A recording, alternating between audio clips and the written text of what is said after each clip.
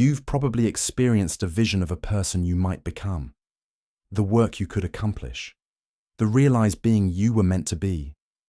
Are you a writer who doesn't write? A painter who doesn't paint? An entrepreneur who never starts a venture?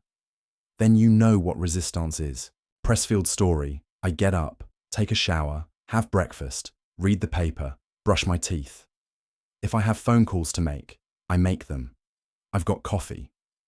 Now I put on my lucky work boots and stitch up the lucky laces that my niece Meredith gave me.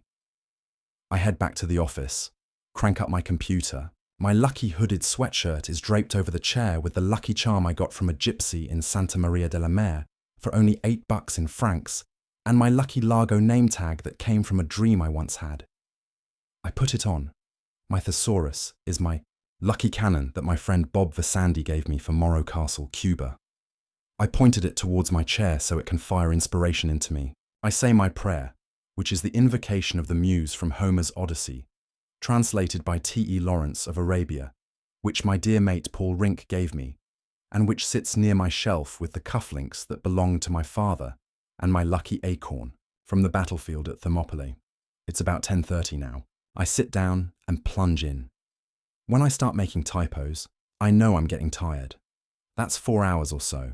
I've hit the point of diminishing returns. I wrap for the day, copy whatever I've done to the disk, and stash the disk in the glove compartment of my truck in case there is a fire and I have to run for it. I power down.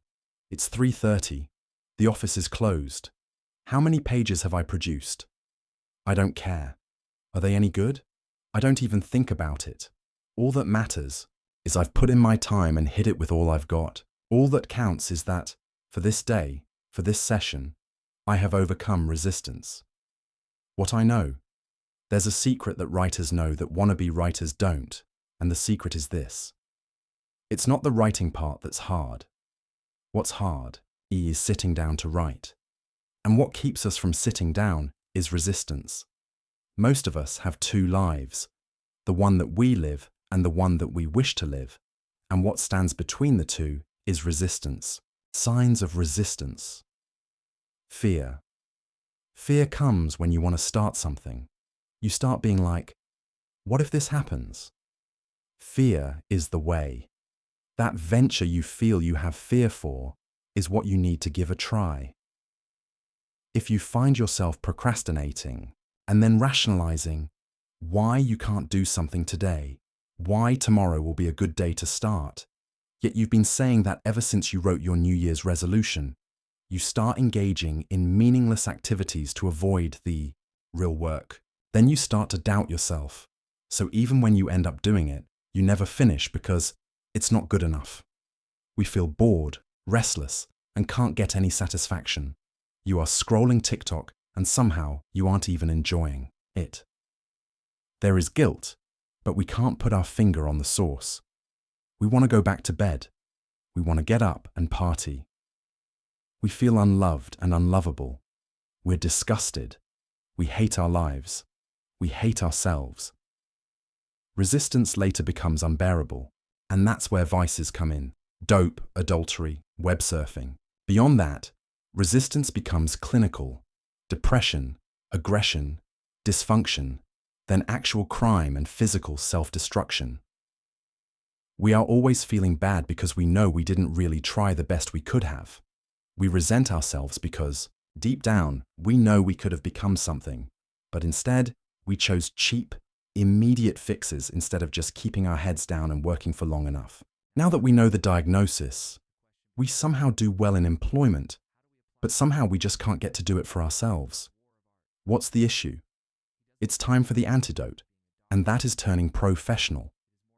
In his book, he doesn't define professional as being a doctor or a lawyer. It is more of a behavioral thing.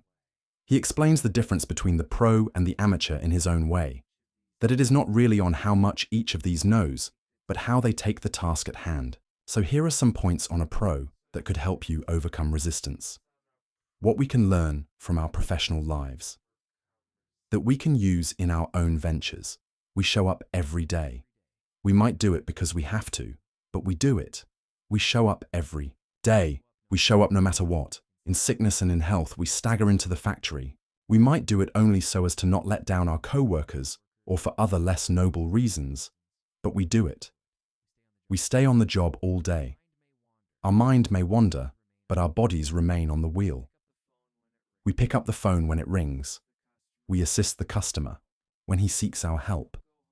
We don't go home till the whistle blows. We are committed over the long run. Next year, we may go to another job, another company, another country, but we'll still be working. The stakes for us are high and real. This is about survival, feeding our families, educating our children. It's about eating. We accept remuneration for our labor. We are not here for fun. We work for money. We do not over-identify with our jobs. We may take pride in our work. We may stay late and come in on weekends, but we recognize that we are not our job descriptions. The amateur, on the other hand, over-identifies with his avocation, his artistic aspiration. He defines himself by it. Resistance loves this. It knows that the amateur will never compose anything because he is overly invested in its success and overly terrified of its failure. The amateur takes it so seriously that it paralyzes him. We master the technique of our jobs. We have a sense of humor about our jobs. We receive praise or blame in the real world. Now consider the amateur, the wannabe playwright. How does he pursue his calling? He doesn't show up every day. He doesn't show up no matter what.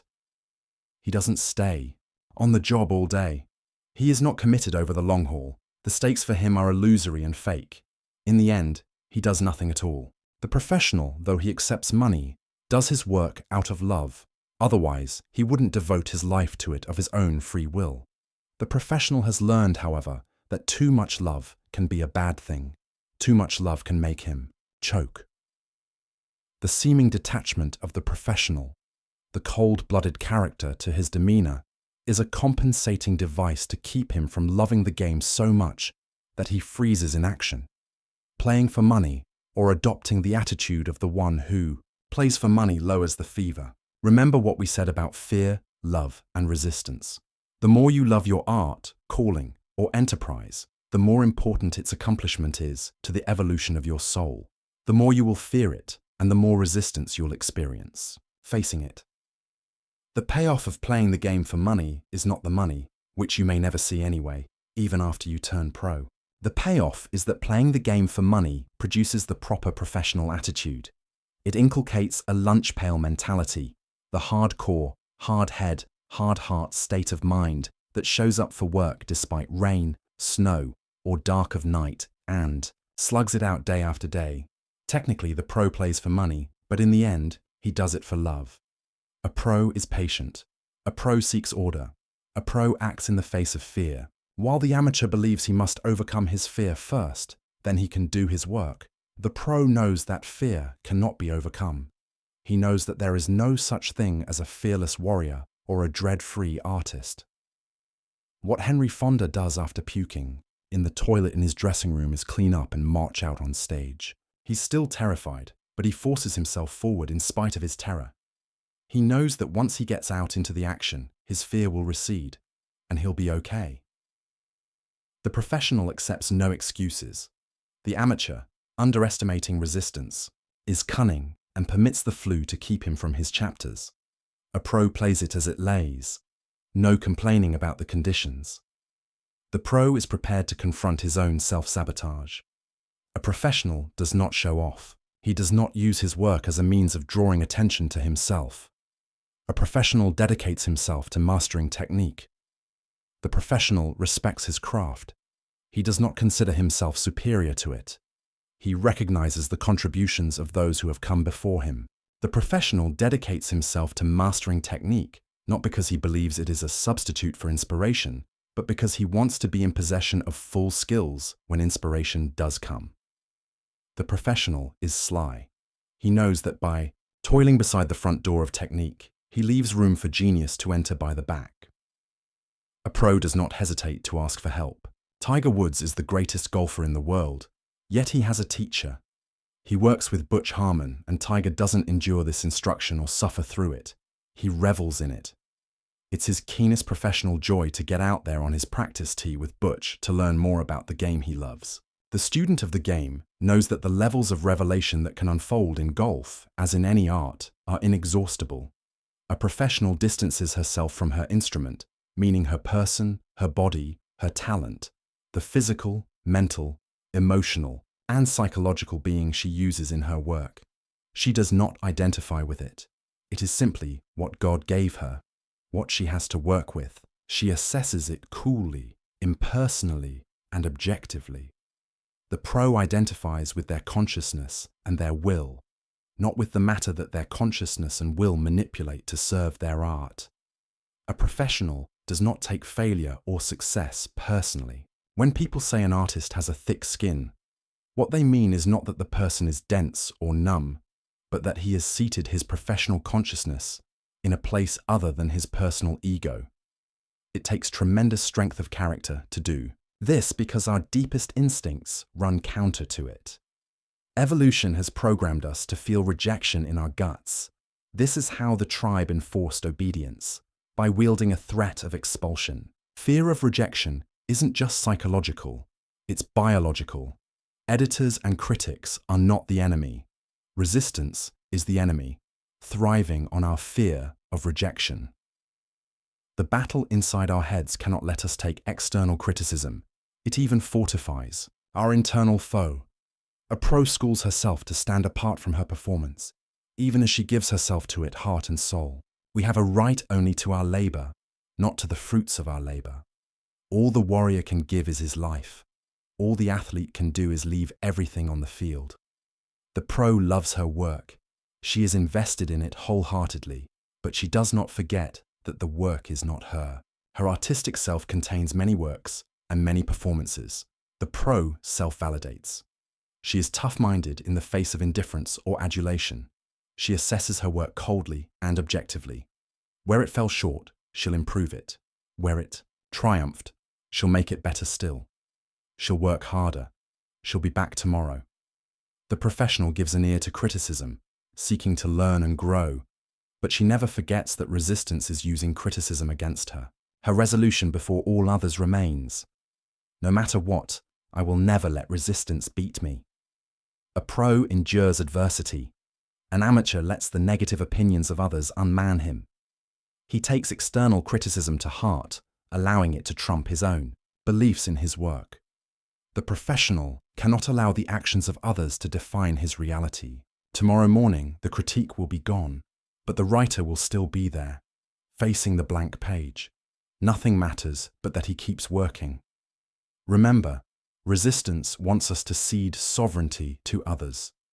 It wants us to stake our self-worth, our identity, our reason for being, on the response of others to our work. Resistance knows we can't take this. No one can. The pro blows critics off. He doesn't even hear them. The critics, he reminds himself, are the unwitting mouthpieces of resistance and, as such, can be truly cunning and pernicious. They can articulate in their reviews the same toxic venom that resistance itself concocts inside our heads. That is, their real evil. Not that we believe them, but that we believe the resistance in our own minds, for which critics serve as unconscious spokespersons.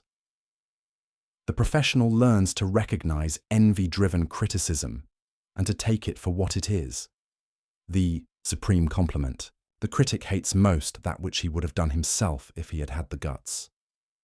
A pro recognizes their limitations.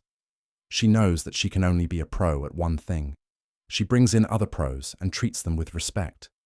A pro reinvents himself.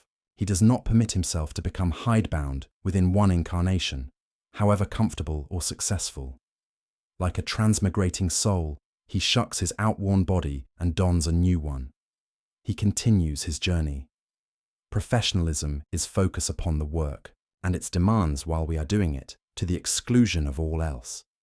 The ancient Spartans schooled themselves to regard the enemy, any enemy, as nameless and faceless. In other words, they believed that if they did their work, no force on earth could stand against them.